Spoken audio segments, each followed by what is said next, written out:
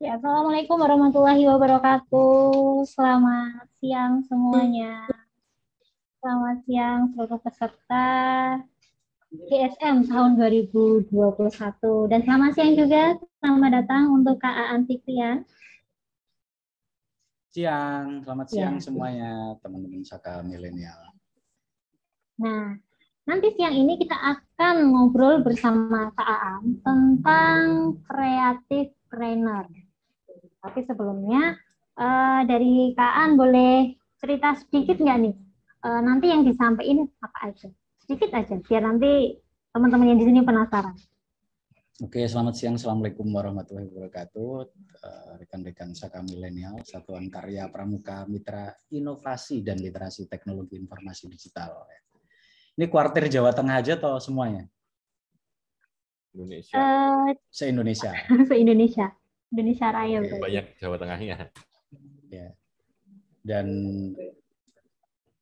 matur nuwun, saya sudah diundang terima kasih ya sudah diundang di Agenda Saka Milenial.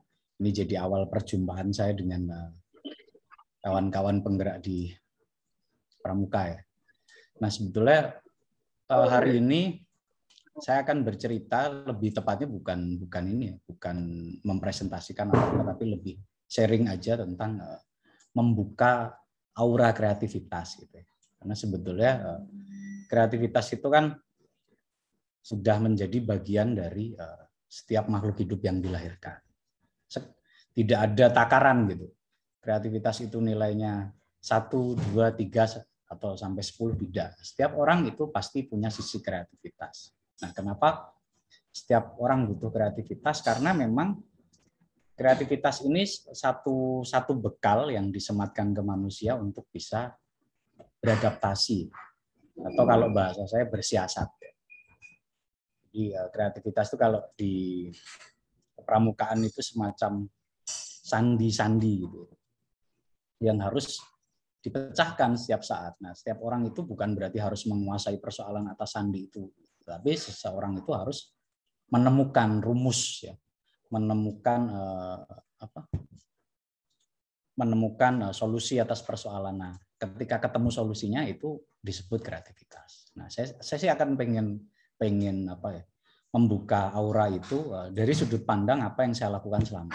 Jadi sebenarnya perjalanan kreatif saya sendiri juga belum selesai.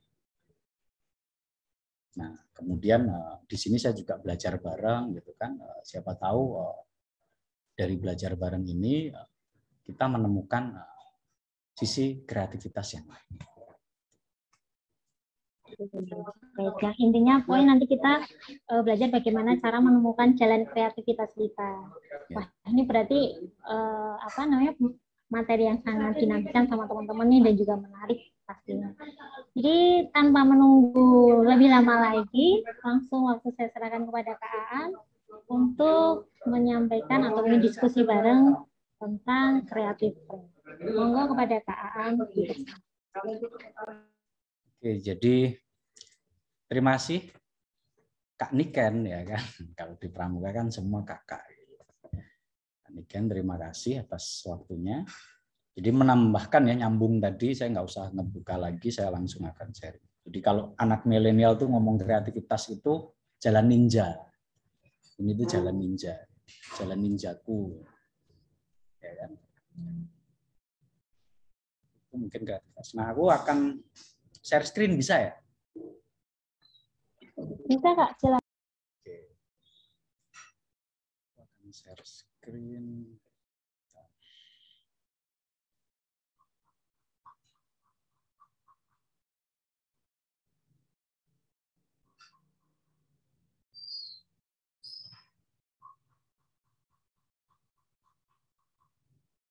Ya.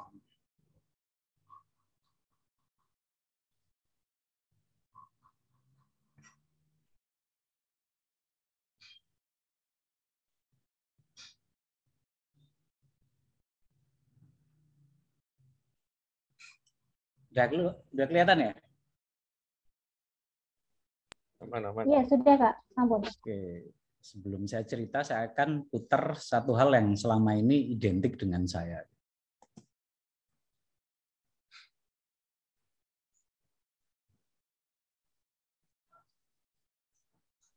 Suaranya belum keluar kan?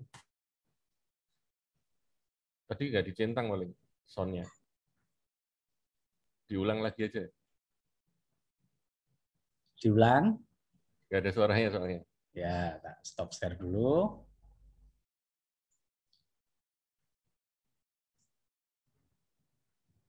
Udah dicentang? Centangnya di situ tuh. Pas waktu share tadi tuh di bawah itu ada pilihan share sound gitu. Diulangi lagi di stop, terus share lagi tuh. Nah di bawah itu ada pilihan sebelah kiri. Nggak ada pilihannya ya, Mas?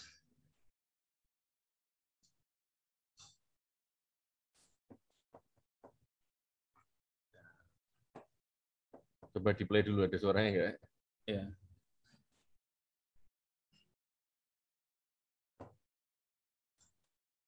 Belum ada.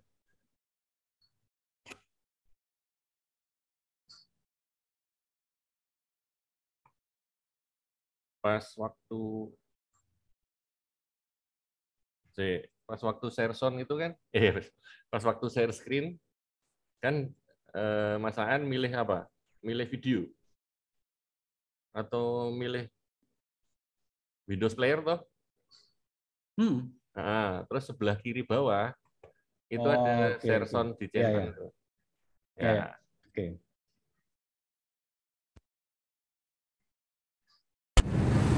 Udah ya? Aman.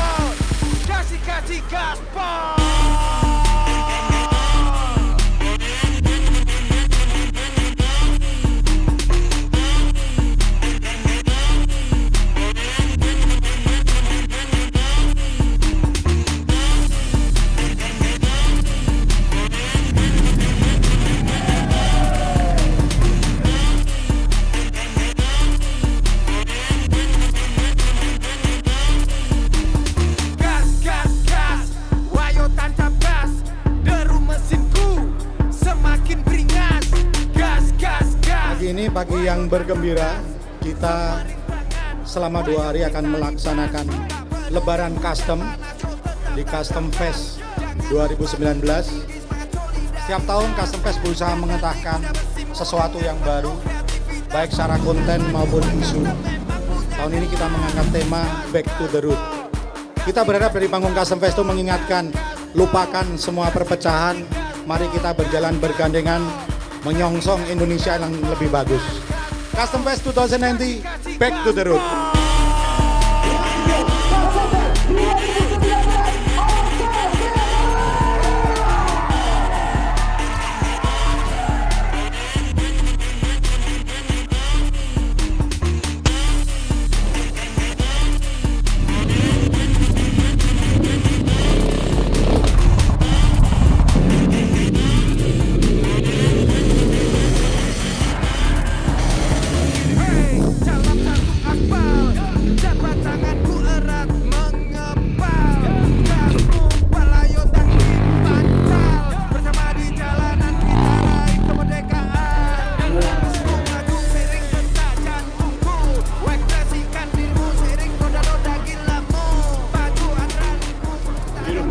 Very inspiring, some amazing bikes, really great people too. One of the nicest places I've been in the world. And I was very surprised because every single motorcycle has a strong passion. I feel strong power and energy from each custom motorcycle. I love this show. I'm already coming to the Custom Fest 5th time. Of course, I should come back again next year. Banyak kreatif di sini yang terjadi, yang kita bisa lihat, kayak mobil, lalu motor motornya dari kelas yang paling bawah sampai atas, semua ada. Jadi di situ kita bisa melihat kemajuannya.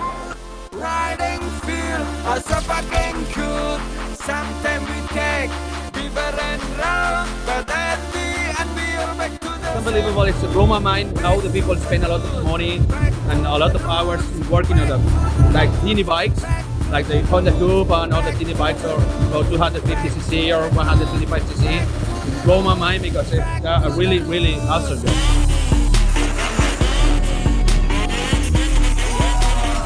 Semoga pengunjung Custom Fest bisa menikmati karya-karya custom yang didisplay di Custom Fest, dapat inspirasi baru, dan ini menjadi motivasi untuk berkarya ke depan.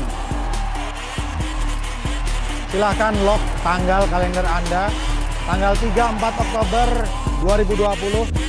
I'll see you next year. Hey, I'll see you again. Custom Fest. Custom Fest. Custom Fest. Custom Fest. Custom Fest. Custom Fest today. 2020. See you.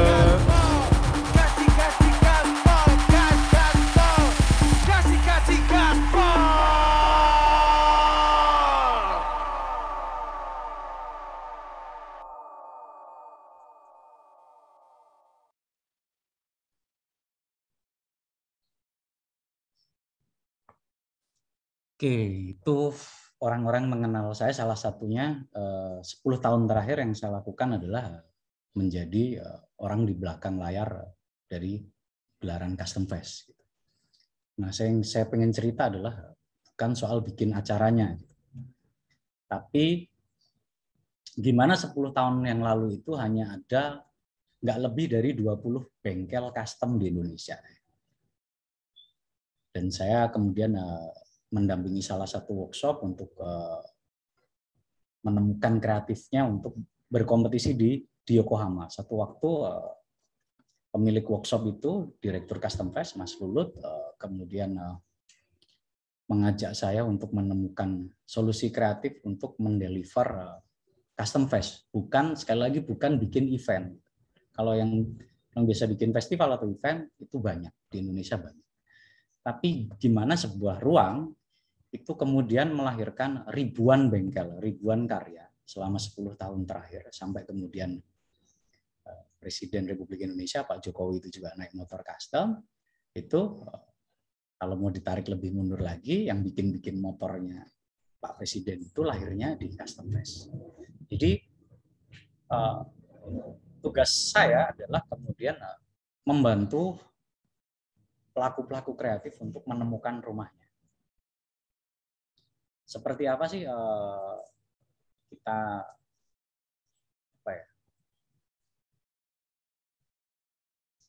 mengurai persoalan kreativitas itu? Aku akan share lewat screen.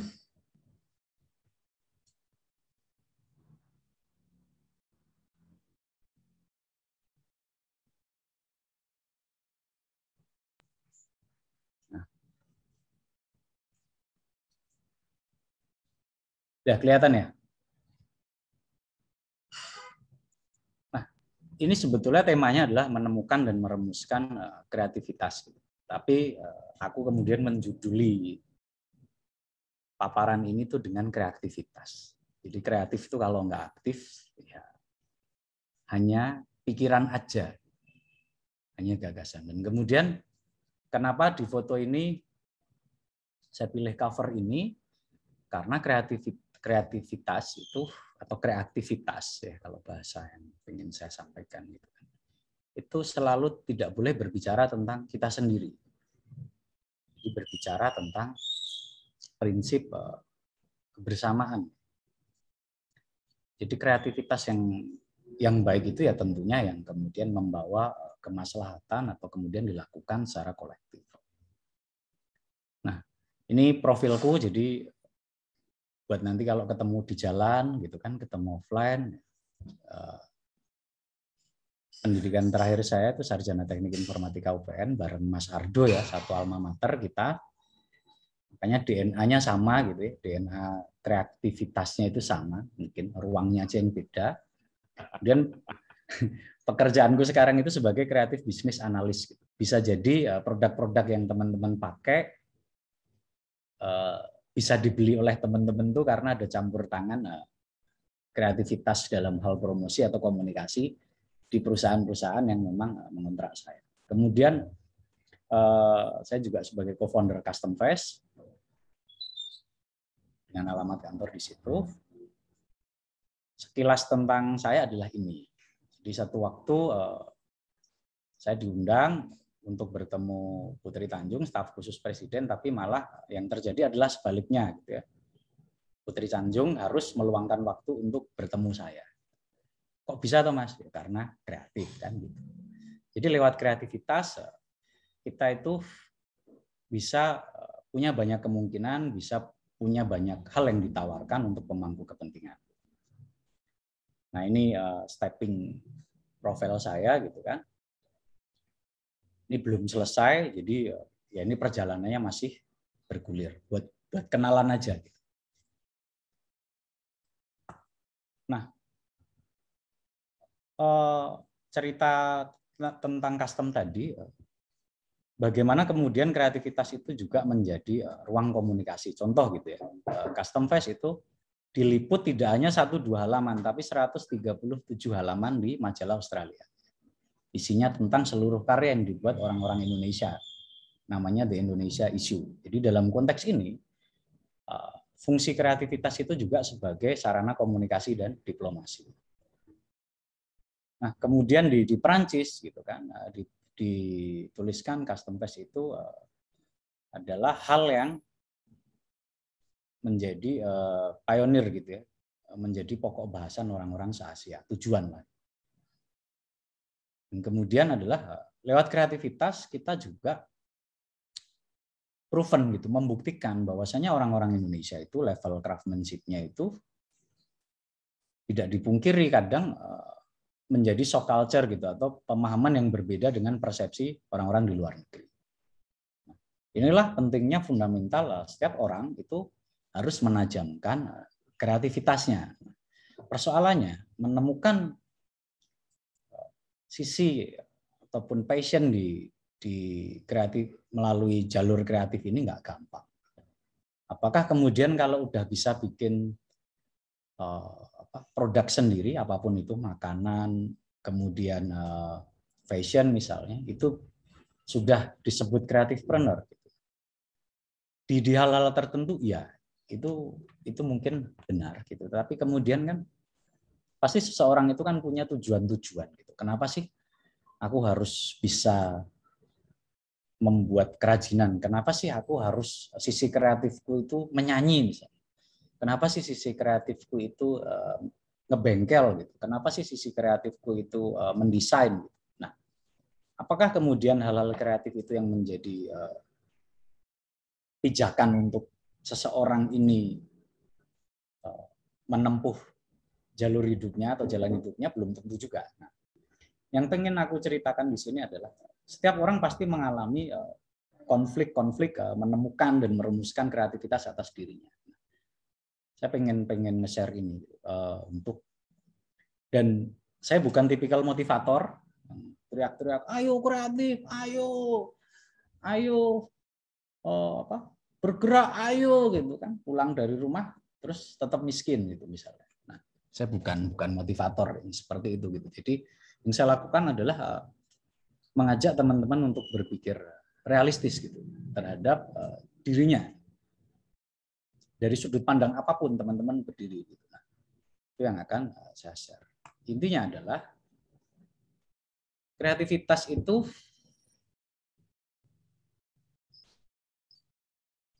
sebetulnya punya kekuatan sekaligus kelemahan. Yaitu banyak dan sama. Ya. Gitu. Jadi orang yang pintar mendesain itu banyak. Orang yang pintar bikin kerajinan itu banyak, orang yang bisa menyulam itu banyak, orang yang bisa nyanyi banyak, orang yang bisa berpolitik banyak, pramuka itu banyak. Kekuatan sekaligus kelemahannya adalah banyak dan sama. Tapi kemudian satu hal yang harus kita pahami, in war not everyone is a soldier. Jadi dalam sebuah peperangan atau dalam hidup itu tidak semua orang itu punya kedudukan yang sama, mesti beda-beda. Sama-sama tentara misalnya atau sama-sama pramuka, ada yang memang punya kecakapan di bidang administrasi, ada yang punya kecakapan di bidang koordinasi, ada yang punya kecakapan di bidang komunikasi. Banyak dan sama ini kekuatan sekaligus kelemahan dalam proses kreatif.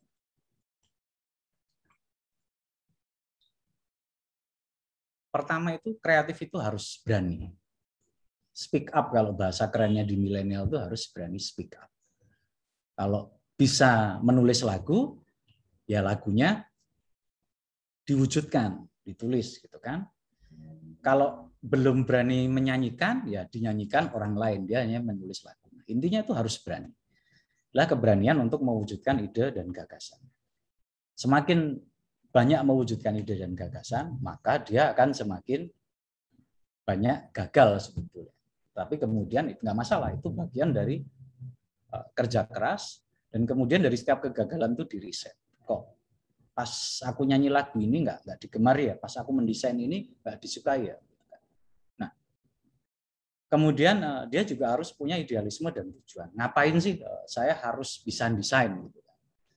Kenapa toh tujuan itu nggak masalah, motifnya kemudian menjadi kaya, menjadi dikenal orang, menjadi dikenal se-RT, menjadi dikenal ya kan, dia melakukan approach gitu kan atas kreativitasnya itu untuk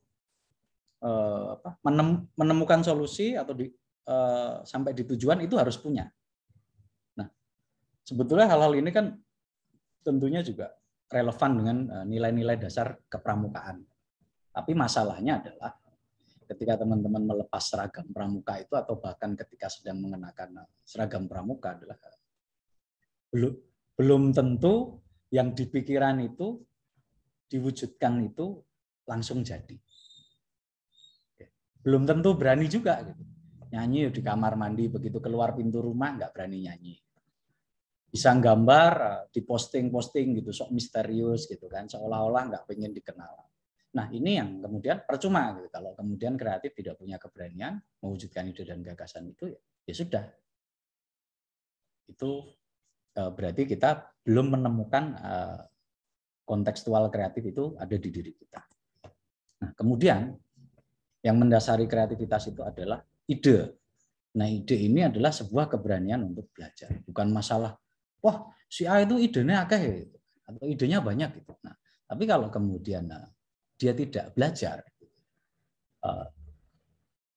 maka ide itu hanya akan menjadi hal-hal yang sebetulnya itu tertinggal. Gitu kan. Tidak ada kreativitas itu yang selesai hari itu, enggak. Nah, kita bisa banyak belajar dari kegagalan proses kreatif, misalnya contoh keruntuhan merek Nokia misalnya. Ya. Idenya ada, malah mereka yang punya ide untuk memiliki mendesain rancang bangun smartphone. Tetapi ketika mereka itu terlambat untuk berani belajar terhadap situasi, pertaruhannya besar, maka kreativitas mereka itu tinggal kenangan. Nah, yang pertama itu harus terbuka, belajar kepada orang lain dan mencoba banyak hal. Nah intinya ini semua tentang keterbukaan. Jangan punya ide itu di sendiri gitu. Jangan sok kemudian merasa misalnya kemudian menemukan punya kreativitas itu kemudian aku adalah jawara tanpa tanding. Nggak ada ya. Di era globalisasi yang sekarang nggak ada. Nah, kenapa? Karena kesemuanya itu pasti butuh tim kerja. Solusi atas kreativitas itu ada di tim kerja. Se-expert-expertnya saya gitu kan punya konsep gitu. Kalau saya tidak didukung oleh tim kerja gitu, ya kemudian saya tidak akan menemukan solusi atas terhantarnya hal yang pengen diakses oleh masyarakat misalnya. Nah, jadi tim kerja itu makes the dream work gitu. Tim kerja sama dengan solusi. Jadi gagasan-gagasan itu pasti akan terlaksana kalau kemudian kita punya tim kerja. Sendiri ya nggak selesai-selesai atau kemudian selesai lama. Dan kemudian yang paling penting itu adanya tim kerja itu untuk meracik perbedaan untuk tujuan yang sama.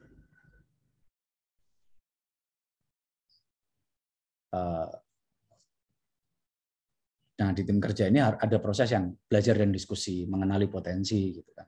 Ada target dan manajemen, gitu kan misalnya. Nah, sebetulnya kan balik lagi kreativitas itu menjadi hal yang fundamental di kepramukaan. Gitu kan. Mulai dari hal-hal dan yang paling penting ketika di kepramukaan itu adalah tentang togetherness ini, tentang kebersamaan. Tapi balik lagi ketika sudah tidak berseragam pramuka atau ketika sedang kita seringkali ketemu pattern yang sama terus. Nah, akhirnya kayak kok nggak sampai-sampai ya gitu.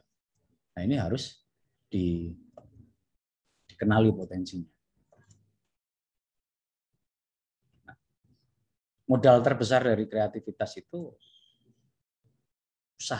usaha untuk menawarkan atau berani menawarkan investasi.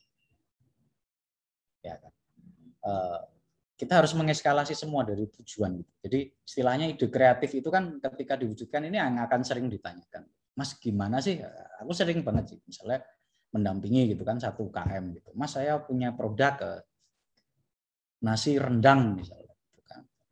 Nah, kalau dia hanya bilang itu nasi rendang gitu ya, dan yang menawarkan itu orang Jawa kan mesti yang ditawarkan ragu-ragu.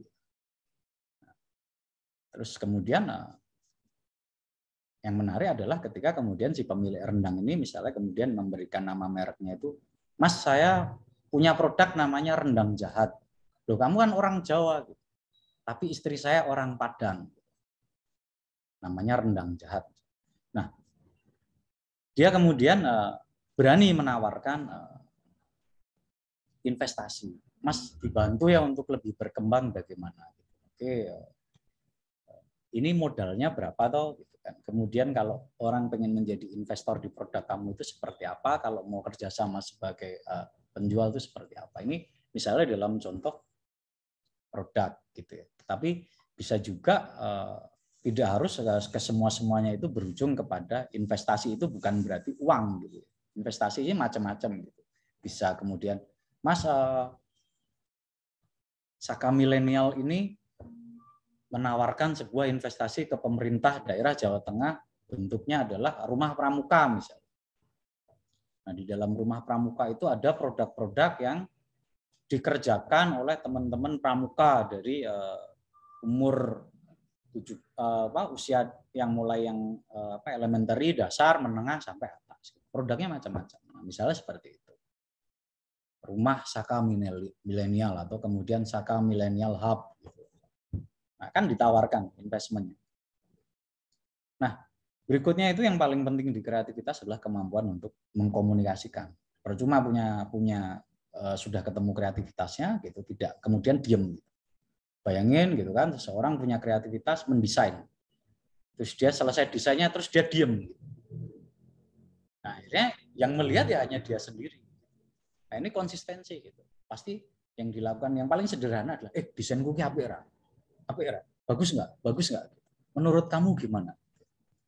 Nah, ketika kebetulan misalnya yang mengkomentari desain itu adalah orang yang punya jaringan luas, maka dia punya tonggak untuk mempromosikan ini atau milestone ke hal-hal yang lebih tinggi lagi. Nah, apalagi di era sekarang gitu kan, di era keterbukaan sosial media gitu kan. Orang berlomba-lomba tidak hanya mengasah kreativitas di sisi produk atau apa ide dan gagasannya, tapi juga strategi komunikasinya. Nah, kemudian yang paling penting lagi adalah dalam menemukan proses kreatif itu inovasi. Inovasi itu tantangan. Jadi misalnya dia sudah sampai di satu titik, aku sudah bisa mendesain smartphone. Tantangannya adalah software apa yang ditanam di dalamnya gitu kan. Nah, bukan karena keinginannya, tapi apa sih yang diinginkan oleh pasar. Jadi dia harus melihat, ternyata ada loh kebutuhan smartphone untuk anak-anak. Maka dia merancang smartphone dengan software yang dirancang khusus untuk anak-anak. Misalnya. Kan muncul hal baru, muncul smart kids misalnya. Nah, Jadi inovasi itu nggak ada selesainya gitu, terus gitu. Dari dulu istilahnya kalau kita lihat evolusi di kendaraan gitu kan, dari kereta kuda jadi mobil berbahan bakar uap, bensin, sekarang ke inovasi elektrik. Nah, itu kan ke depan kita nggak tahu lagi. Misalnya ketemu biofuel misalnya gitu kan. Jadi tetap pakai bensin tapi yang dibuat dari biomaterial. Nah, itu lebih ini lagi gitu. Nah, intinya persoalan kreativitas atau kreativitas kalau bahasaku di sharing ini adalah sekarang atau tidak sama sekali. Nah, saya berharap dari apa yang saya share sedikit ini, teman-teman itu mulai berani untuk menancapkan satu model gitu ya, kerjasama kreatif yang dirintis sekarang atau tidak sama sekali. Temukan idemu, pelajari terus, dan berbuatlah. Intinya kalau nggak berbuat ya kita nggak akan sampai ke menemukan kreativitas. Nah, mungkin dari aku share itu. Nah, aku tutup dengan satu video yang masih relate ke Custom Fest. Jadi kalau yang di awal tadi teman-teman semua ngelihat hingar-bingar gitu kan, dan kemudian ternyata apa yang kita cita-citakan di 2019 itu tidak bisa terlaksana karena pandemi. Aku akan putarkan tentang bagaimana kemudian seluruh tim di Custom Fest itu bekerja sama untuk mewujudkan Custom Fest yang berbeda. Nah, seperti apa kita akan lihat ya.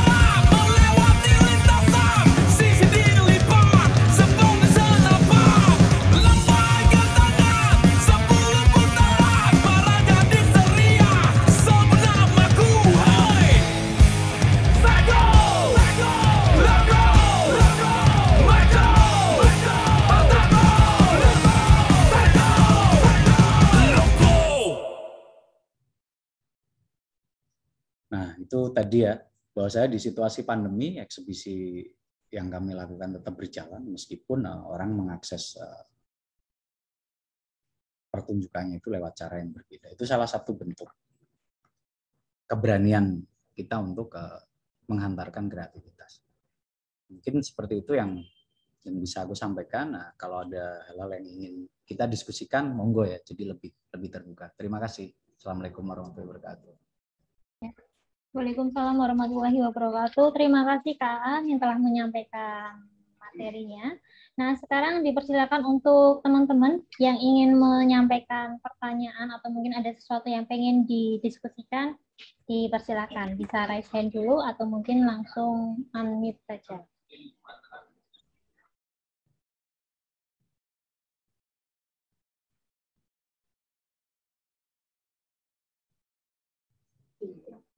Iya, silakan Kak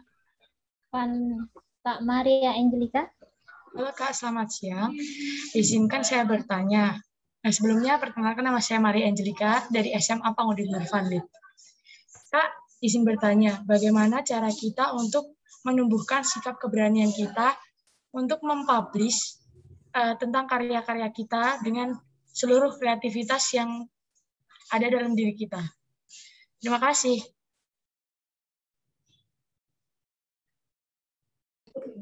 Oke, ini dari Maria Angelika ya, dari terima kasih. Jadi istilahnya gini, berani ini juga bukan berarti asal berani gitu ya. Tapi berani ini adalah memulai. Nah, sekarang ini sebetulnya jauh banget ya dengan zamanku dulu itu, bahwasanya ketika memiliki karya itu akan sangat mahal dan susah gitu ya, menunjukkan ke orang-orang. Kalau sekarang kan cukup membuat email gitu kan, kemudian bikin akun Instagram, bikin Facebook, bikin TikTok gitu misalnya, dan dia kemudian bisa mendeliver kreativitasnya di situ.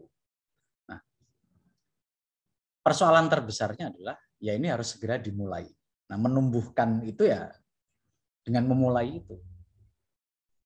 Bahwasanya kemudian wah nanti takut dihujat gitu, takut dinilai kurang baik kreativitasnya. Nah, dinilai kurang baik itulah yang akan membentuk kreativitas kita itu, atau kita lebih berani lagi untuk stepping ke hal-hal yang lebih di periode berikutnya. Jadi kalau ditanya gimana cara menumbuhkan, caranya adalah dengan memulai.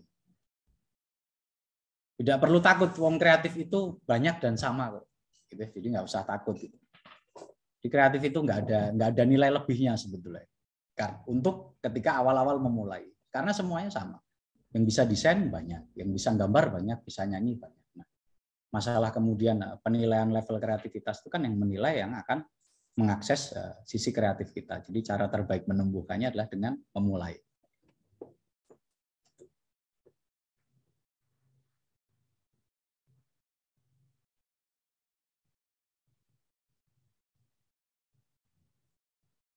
Oke, terima kasih Maria. Tadi yang dari Gerabak tadi, ada juga yang nanya dari Gerabak. Ya, selamat siang Kak. Ya. Kak izin bertanya, kan zaman sekarang banyak juga anak muda yang mempunyai kreativitas, tapi keterbatasan dalam dana. Ya. Solusinya, apakah ada tertentu yang bisa membantu modal atau jalan keluarnya gitu? Nah ini sering banget ya, nggak cuma anak muda, anak tua juga. Kalau ngomong masalah kreativitas dan modal dan dana itu kemudian menjadi hal yang kemudian koyo nggak selesai-selesai. Nah persoalannya adalah kita kembalikan. Kita harus mampu menakar kreativitas kita. Jangan terus menyalahkan dana. Jangan-jangan investor atau orang itu tidak mau mendanai kreatif kita karena yang kita lakukan itu sama. Misalnya, Mas saya punya kreativitas. Ngapain? Bikin warung bakso. Lah padahal di jarak 5 meter itu juga udah ada warung bakso. Misalnya. Nah akhirnya si investor ini jadi takut. Tetapi misalnya, Mas saya bisa membuat bakso namanya bakso cilik banget gitu misalnya, jadi kecil gitu. Baksonya itu kecil-kecil gitu. Misalnya ada hal yang beda gitu kan, misalnya kan atas nama kreativitas itu kan kemudian ada bakso isi telur, bakso raksasa beranak kan ya ada kan kalau teman-teman tahu. Nah, misalnya seperti itu. Nah misalnya kemudian juga bakso vegetarian. Nah, atas keunikan-keunikan ini, maka kemudian kita bisa menawarkan ke calon mitra atau calon investor. Itu yang pertama. Yang kedua adalah kreativitas tidak ada kesendirian. Nah ini tipikal di Indonesia ya. Gitu. Pengennya kaya sendiri. Karena yang dikorbankan orang lain. Nah, akhirnya ketika dia mencapai tujuannya, satu waktu dia bisa kaya, tapi dia belum tentu lama. Akhirnya bangkrut. Nah, yang berikutnya ya jelas ketika kreativitas kita lebih dan kita berani mengambil resiko atas kreativitas ini, kita bisa mengakses permodalan lewat perbankan atau lembaga-lembaga keuangan. Tapi balik lagi ya, dan pemerintah pun sekarang kan juga banyak fasilitasi ya lewat Kementerian UKM, Kementerian BUMN. Makanya teman-teman harus rajin mengamati dari SMA, nggak masalah. Gitu. Jadi kalau teman-teman nanya, saya ketika seusia teman-teman gitu ya, itu sudah bisa menghasilkan atau punya uang saku sendiri. Sudah bisa beli motor sendiri waktu itu. Jadi sama uang sakunya itu ya terbatas. Jadi saya bikin desain, bikin belajar bisnis juga gitu ya, meskipun kemudian saya tidak berbisnis di bidang itu gitu, tapi saya menguasai persoalan itu. Jadi di usia di waktu muda itu, makanya ketika saya kuliah di semester 2 itu udah jadi media planner ASEAN Tourism Forum. Bukan jadi volunteer ya, jadi benar-benar true works gitu ya, dikontrak oleh pemerintah daerah istimewa Yogyakarta waktu itu, bukan karena saya pintar gitu, tapi menurut mereka saya berani untuk menyampaikan gagasan dan kemudian saya bisa mengelola tim. Jadi salah satu reasonnya dipilih itu karena saya bisa ngeblend dengan tim, padahal waktu itu kalau secara usia rata-rata yang bergabung di Media Planner ASEAN Tourism Forum itu sudah sekolah S2 gitu, atau lulusan S1 perguruan tinggi terbaik di Jogja, misalnya di UGM gitu. Kemudian ternyata bukan karena saya malah masih semester 2 gitu. Tapi karena saya berani mengambil resiko atas pekerjaan itu, ya ada kesempatan. Tetapi itu bukan jalan ninja terakhir gitu. Ternyata itu bukan jadi akhir karir gitu. Itu bekal aja gitu kan dari proses saya berikutnya. Nah, ini yang teman-teman harus belajar. Apakah dulu kemudian saya punya modal? Saya jawab enggak. Nah, kemudian dari kepercayaan menemukan proses kreatif itu, pemodal itu datang. Ya Mas, tak bantu, Mas, saya beli produknya, saya beli pemikirannya, seperti itu. Nah, sekarang tuh lebih punya banyak peluang. Saya sendiri juga membayangkan gitu kan, adik-adik di usianya adik-adik sekalian ini, kayak kalau suatu saat Indonesia itu sampai tidak bisa membuat perusahaan rancang bangun sendiri, jadi masih impor sama seperti hari ini, berarti ada yang salah dengan proses kreatif di bangsa Indonesia ini. Nah, itu yang sebetulnya sekarang saya istilahnya aktif ya untuk membantu pemerintah juga gitu kan. Kadang mengkritik ke pemerintah juga gitu kan, untuk bisa menjadi narah hubung gitu, titik temu dari proses ini. Karena selalu pertanyaannya sama gitu. Kalau nggak ada modal bagaimana gitu kan. Seolah-olah kalau nggak ada modal itu terus kiamat gitu. Ini kan nggak boleh seperti itu. Nah, misalnya dari Gerapak ini, lah itu modalnya banyak, di belakang ada monitor 1, 2, 3. Nah ini tinggal matikan lampu terus melipir. Atau polisi. Langsung ini ada alarm. Nah itu modal banyak. Modal itu tidak harus uang ya. Modal itu tidak harus dana. Bisa bekerja sama. Dulu pas nggak ada, bahkan dulu waktu kuliah lab saya nggak secanggih yang di belakang teman-teman. Jadi sekarang tuh beruntung. Oke, berikutnya. Ada yang nanya lagi? Terima kasih Kak. Ya, sama-sama. Kalian kok deketan nih? Cie. Deketan nih ya. Matukan ini. Aduh. Nggak apa-apa kok dekat. Kalau nggak dekat nggak masuk kamera, Kak. Semoga dengan kreatif berjodoh ya.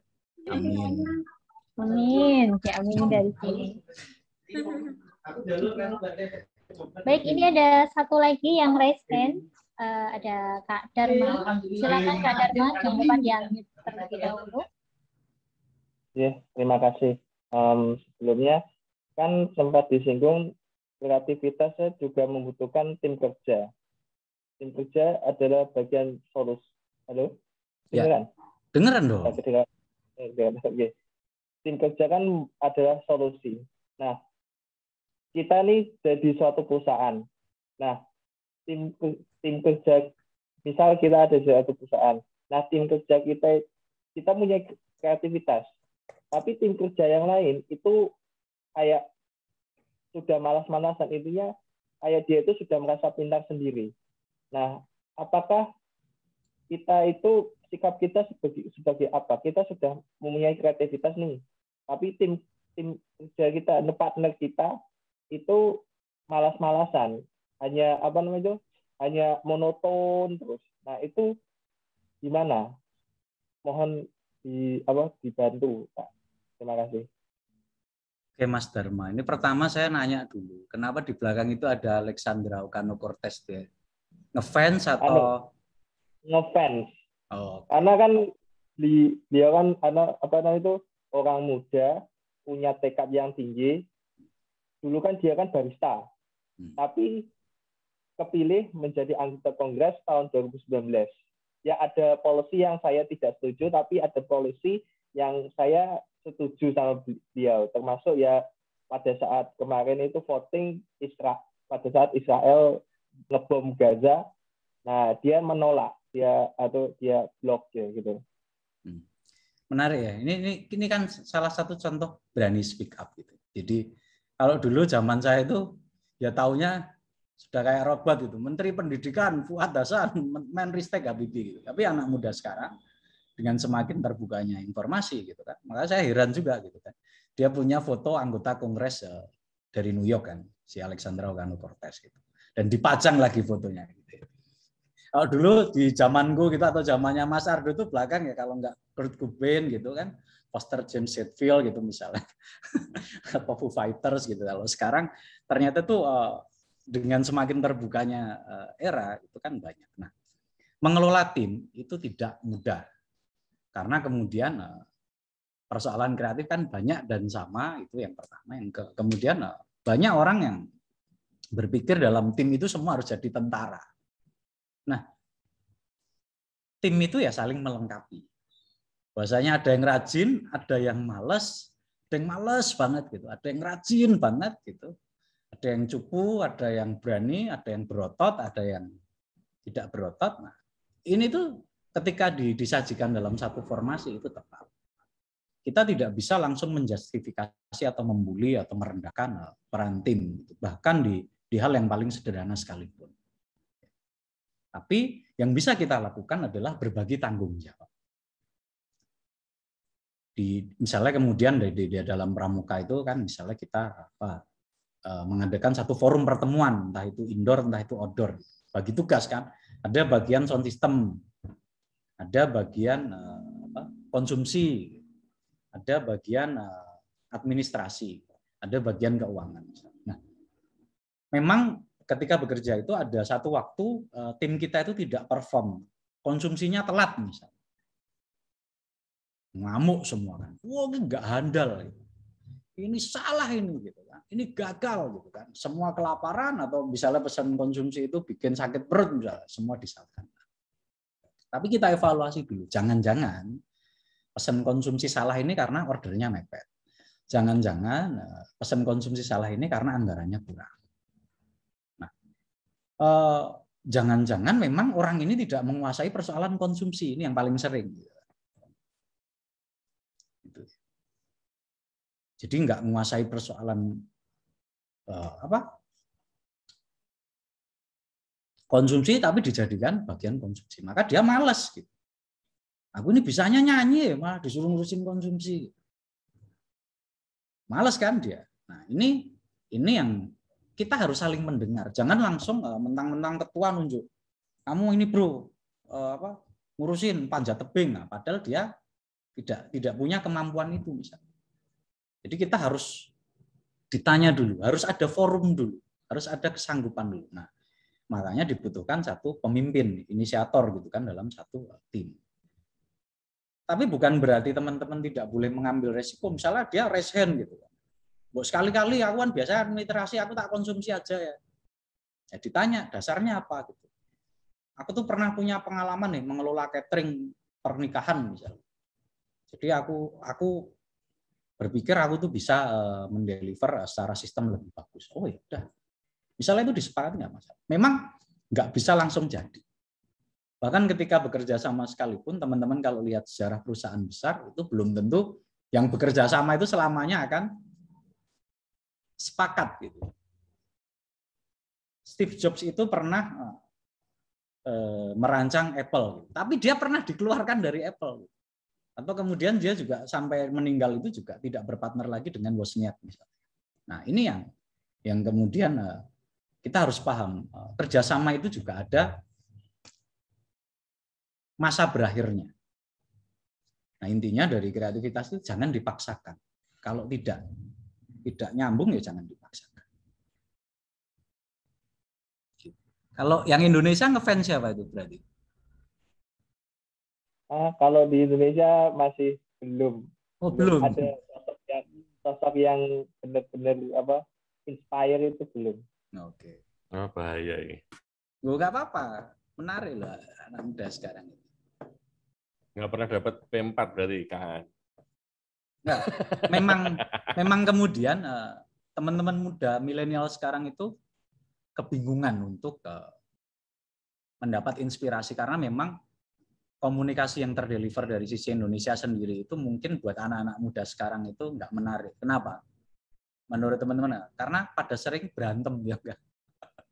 Jadi akhirnya nggak jelas yang diperjuangkan apa. Mungkin kalau aku boleh ngasih saran ke Dharma, kamu bisa mulai membaca tentang Bung Hatta ya. Bung Hatta itu Kak, saya kalau ngefans kalau tokoh Indonesia itu cuma B.J. Habibie, itu aja. Ya.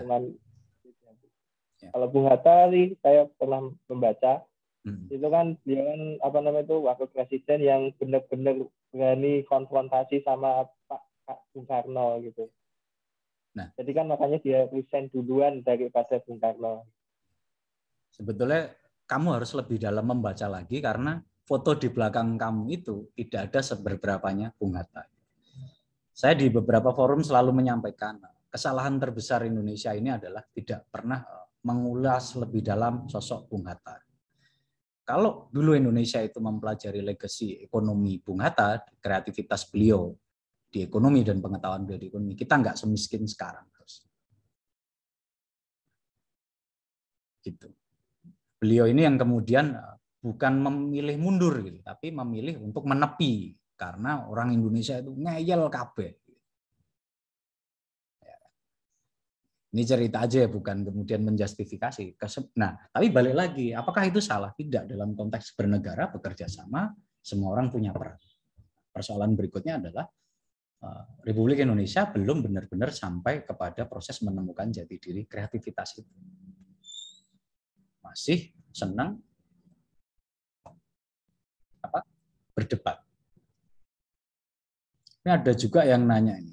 Satu lagi Kak, izin bertanya, kan kebanyakan orang banyak mengecap kreativitas anak motor sebagai anak nakal. Padahal di belakang itu sudah mengikuti kontes, tapi belum berhasil. Cara menyikapinya bagaimana?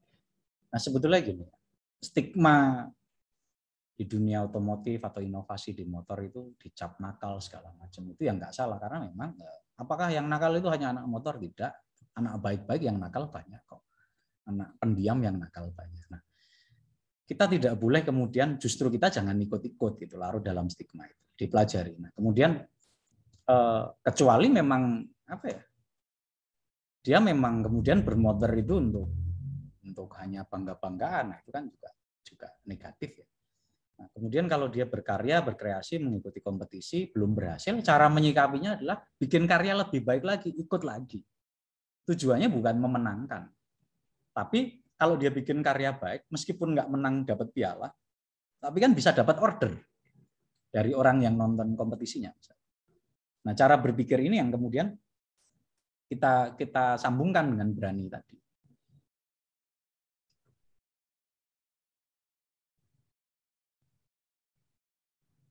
Hamam Nurzayan, silakan Hamam. Baik Kak, terima kasih. Jadi pertanyaannya saya seperti ini Kak, kan dalam konteks seperti ini kreativitas itu kan saya mau membuat suatu personal branding gitu, dengan membawa karya-karya saya untuk diupload setidaknya di akun Instagram saya gitu kan. Terus kemudian apakah memperhatikan personal branding itu perlu Kak? Terus kemudian apa sih trik dan tips dari KAAN sendiri supaya karya yang saya bawa itu adalah ciamik dan tertarik gitu orang yang melihatnya gitu Kak. Terima kasih Kak. Oke, Hamam ini desainer atau apa? Saya Kak.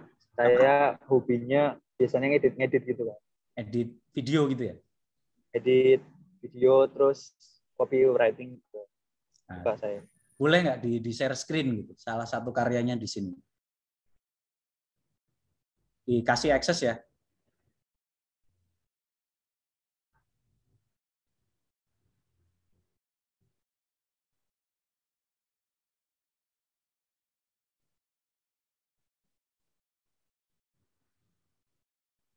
Kok nggak kelihatan? Wah, ini karyanya mau dikurasi sama internationally artist. Ngeri nih. Ayo, Mam. Nggak bisa share screen.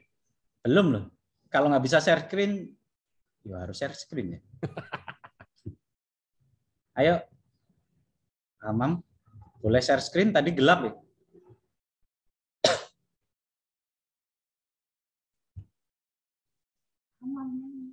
Oke, cek Instagram.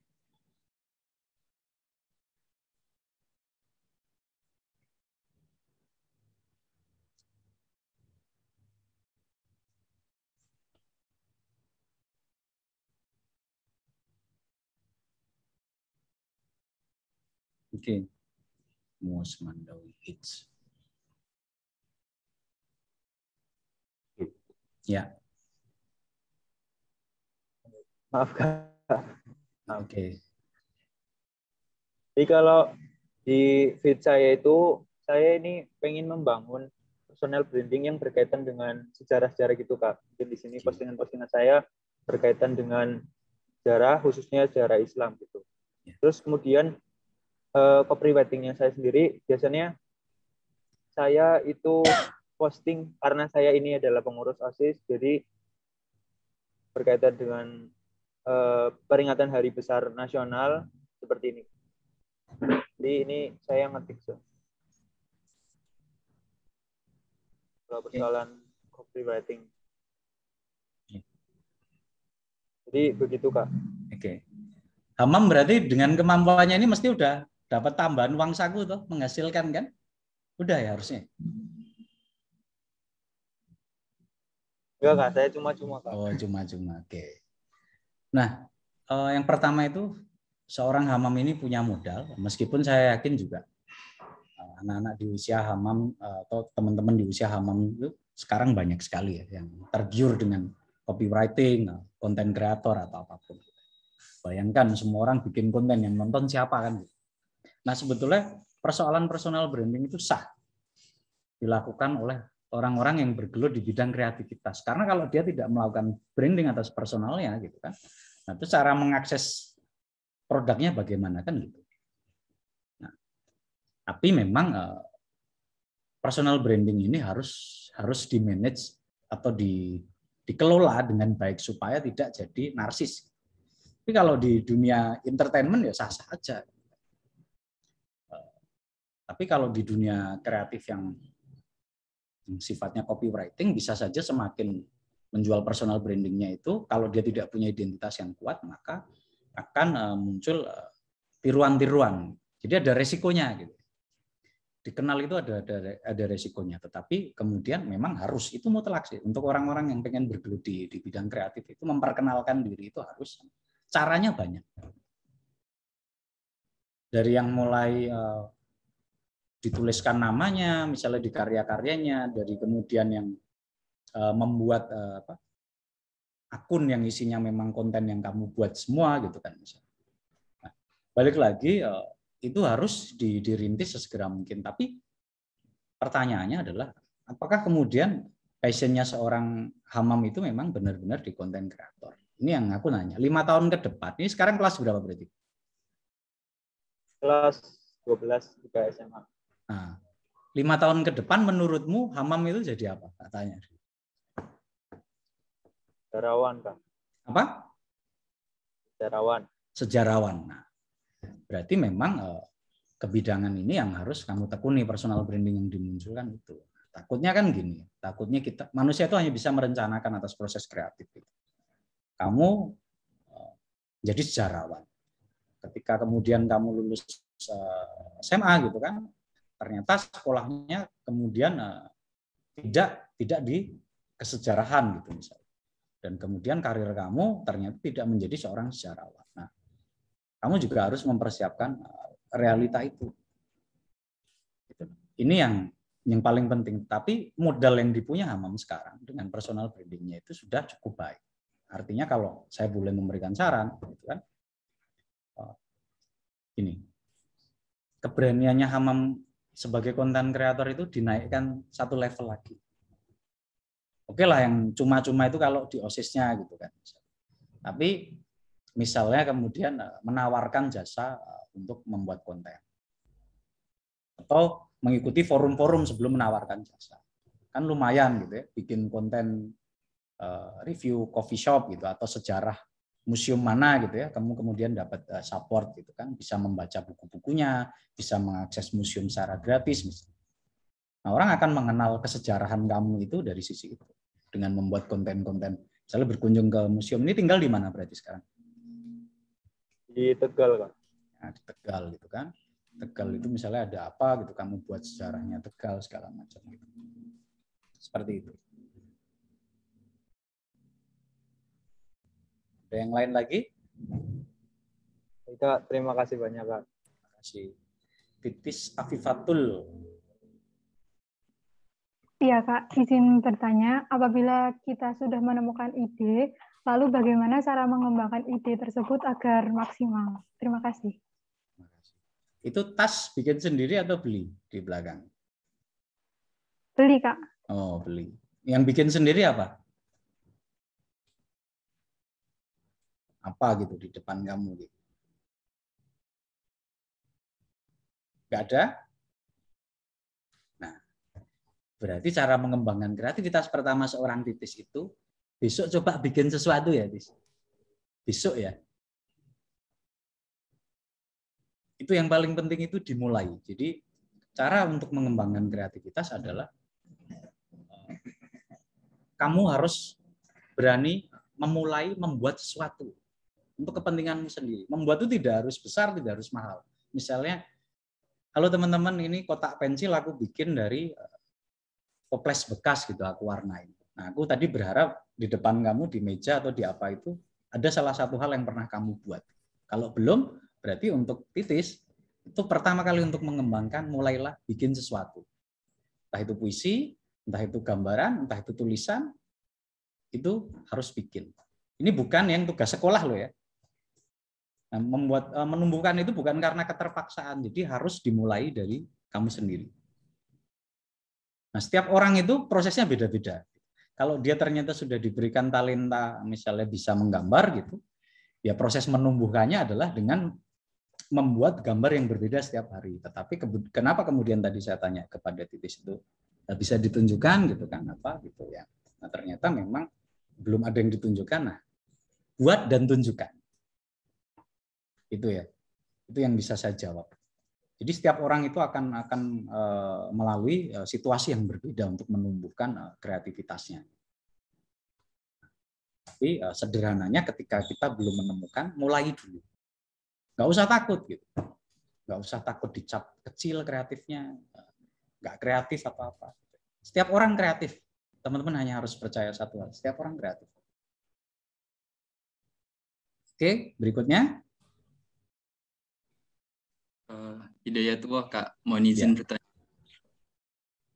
Tadi kan sudah disinggung kan kayak terkait kreativitas itu ada sangkut pautnya dengan karya seni, dan itu pun awal mulanya pun dari diri sendiri yang dalam bentuk adalah ide dan harus berani mengaplikasikan ataupun menyatakan gitu, Kak.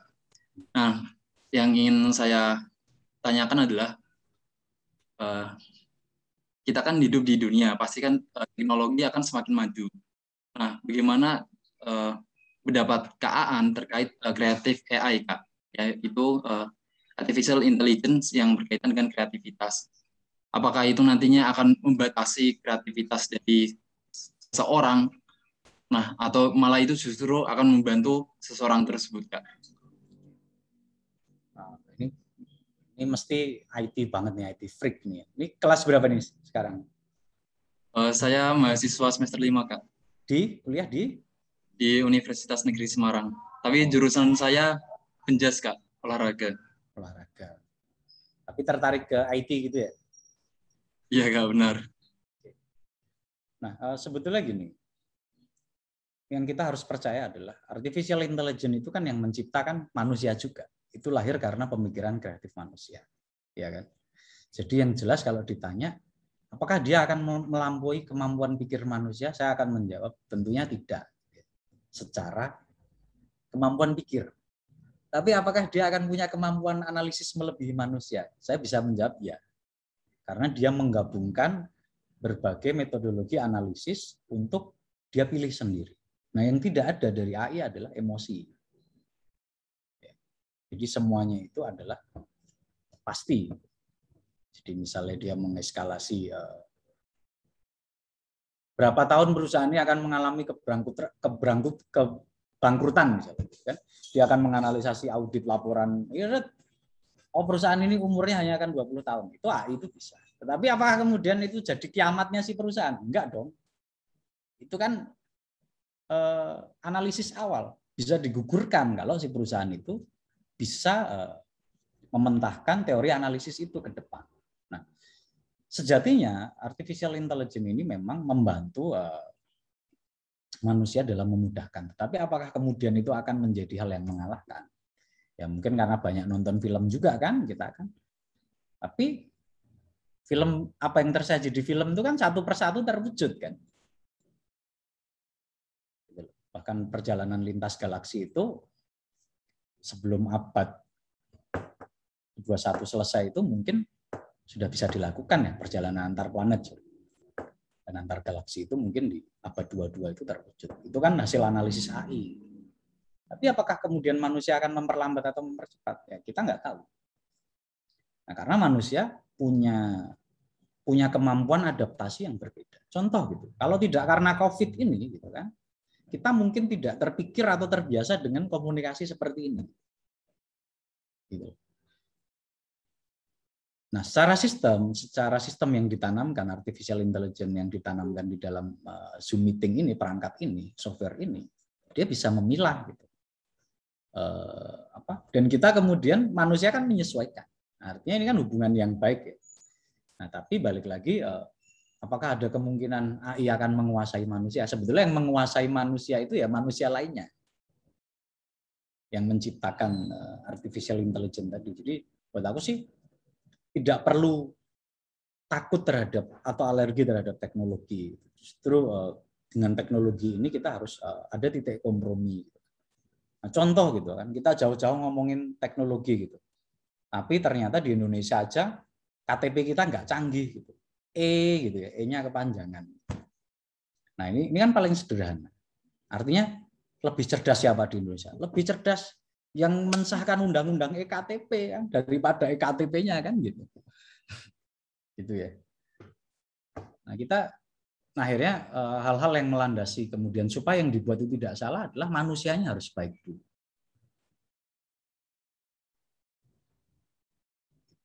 Ya kalau bercandaannya kan gitu di Indonesia ini yang lebih buatan itu ya manusianya dibanding teknologinya. Gitu.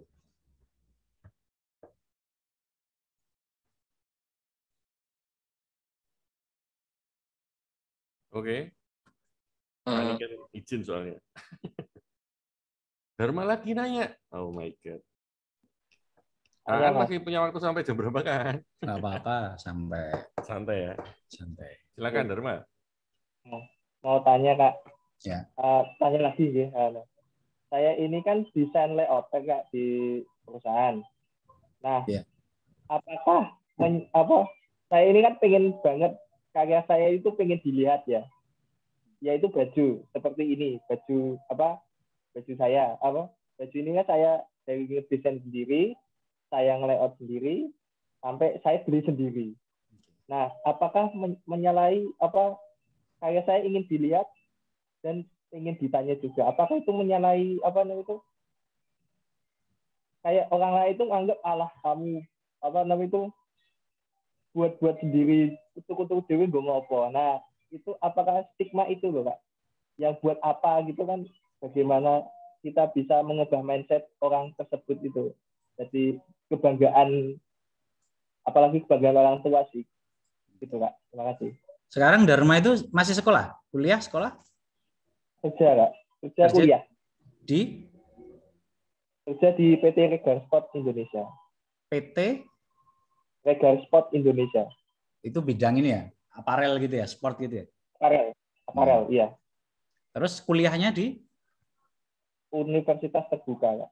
Universitas Terbuka. Nah sebetulnya karena memang profesinya adalah layouter ya nggak masalah gitu kan. Dan apalagi pekerjaannya itu kan relate dengan kemampuannya. Nah suatu saat harusnya seorang Dharma ini kan berpikiran untuk punya perusahaan aparel sendiri ya, harusnya ya. Bener nggak? Nah, harusnya ingin saya sih gitu Kak. Nah. Jadi punya punya perusahaan sablon lah katakanlah gitu. Nah saya pikir nggak ada masalah ketika kamu membuat identitas kamu sendiri, mendesain sendiri dan harus ditampilkan. Cibiran-cibiran itu ya memang itu bagian dari perilaku pasar untuk kemudian bisa kompromi dengan kita. Ingat kan ketika Gojek hadir pertama kali di Indonesia, nah, itu kan? Iya. Masalah. Tidak hanya dicibir ya kan, dikeroyok segala macamnya. Tapi kemudian kan ternyata lebih banyak masyarakat yang membutuhkan baik dari sisi aplikasi sebagai pengguna ataupun sebagai mitra, sebagai pekerja. Jadi saya pikir mulai hari ini nggak masalah. Kalau bisa malah sambil dijual, jangan dia hanya. Nah mungkin selama ini orang salah persepsi adalah dipikirnya Dharma ini pamer, tapi tidak berbagi ruang untuk orang mengakses gitu. Misalnya kamu bikinlah proposalnya, bikin seragam kampus gitu ya, atau kemudian bikin seragam RT misalnya. Kamu desain, kamu kenalkan supaya orang tahu, oh ini desainnya Dharma atau ini yang layout Dharma. Suatu saat kamu mulai membuat lini produksi sendiri.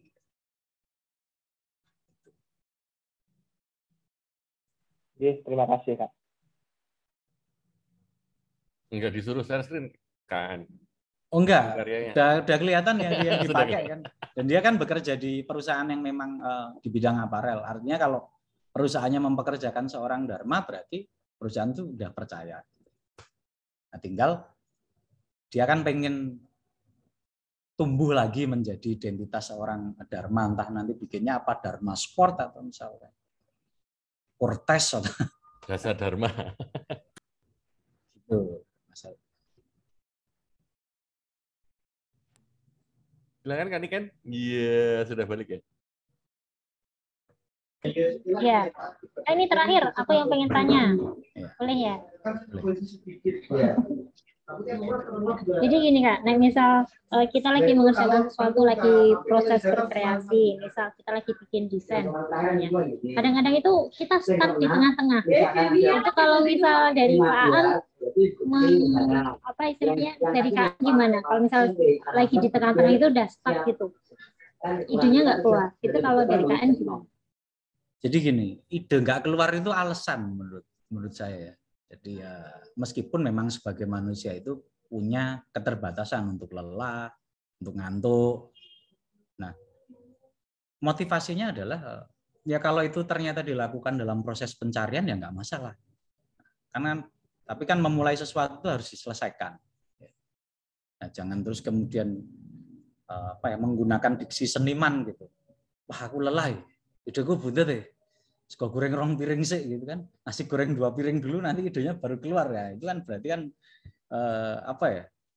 berarti kita tuh sedang berusaha memotivasi diri kita sendiri, atau kalau itu berhubungan dengan orang lain kita berusaha meminta kompromi gitu kan. Nah, sebetulnya nggak ada masalah gitu. Artinya kan biasanya tantangannya adalah si pekerjaan itu. Kalau memang itu pekerjaan kan tidak ada kata lain, harus selesai. Kalau nggak selesai nggak mungkin kan Dharma gitu kan kerja dipanggil direkturnya, mana nih layoutnya gitu, mana desainnya, wah Pak ide saya nggak keluar, nggak mungkin.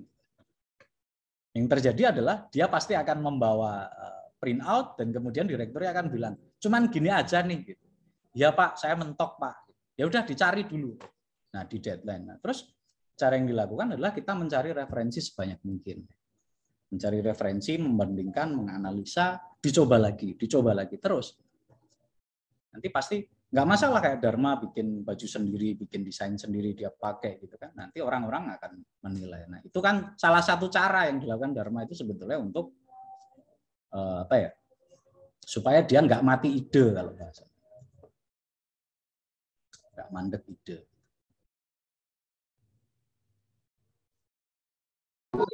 Baik Kak, terima kasih atas jawabannya.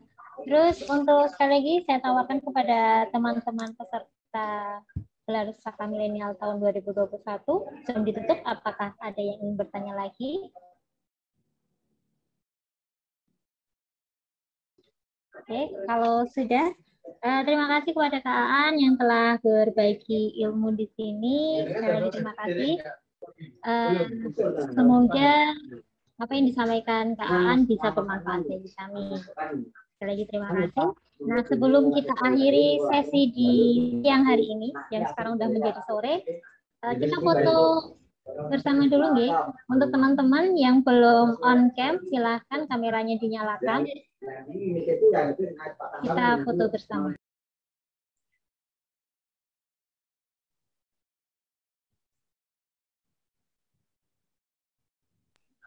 Yang iya. Nah, ya dari tadi kayak gitu on cam semua kan kelihatan.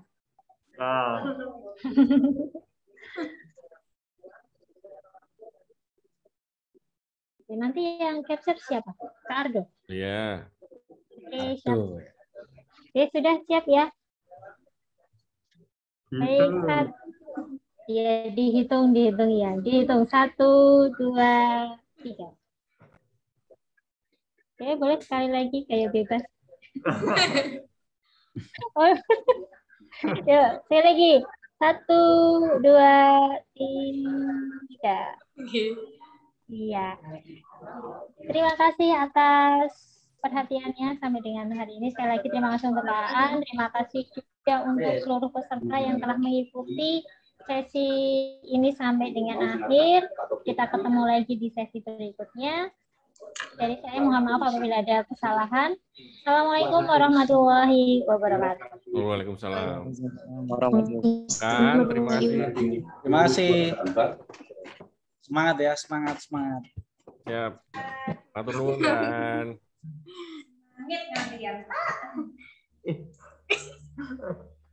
Yuk.